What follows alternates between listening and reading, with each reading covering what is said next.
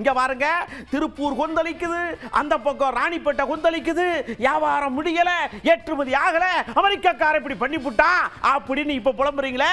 இப்ப நான் ஒன்றை சொல்றேன், கேட்டுக்கோங்க. மத்திய அரசு தயவு செஞ்சு இதுக்கு உடனடியா ரியாக்ஷன் பண்ணுங்க. இல்லைனா இலங்கையில நடந்த மாதிரி எக்கு தப்பா நடந்து போகும். அதுக்கப்புறம் ஒன்றும் பண்ண முடியாது. சொன்னா கேளுங்க, சீமான் சொன்னா சீக்கிரம் செய்யணுங்க. நெசவு மட்டும்தானே பாதிக்கப்படுது, நீ ஒவ்வொன்னா பாதிக்கப்படும். மிகப்பெரிய பொருளாதார வீழ்ச்சிக்கு நம்ம நாடும் மக்களும் போவோம். அன்னைக்கு பங்களாதேஷ், இலங்கை மாதிரி ஒரு பெரிய ஒரு கிளர்ச்சி, ஒரு கலவரம் இந்த நாட்டில் எழும். ஒரு இட்லி 1000 ரூபாய்ன்னு வர்றது கூட, ஒரு கிலோ அரிசி 1000 ரூபாய்ன்னு வர்றது கூட வாய்ப்பு இருக்கு.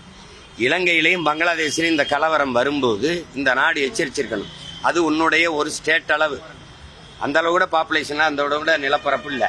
ஆனா இது அப்படி இல்லை, இது ஒரு துணைக்கண்டம். இதுல அந்த மாதிரி பிரச்சனை வந்தா என்ன ஆகும்னு யோசிச்சுக்கிட்டு அதிகாரத்தில் இருக்கவங்க திட்டங்களையும் சட்டங்களையும் கொண்டு வரணும்.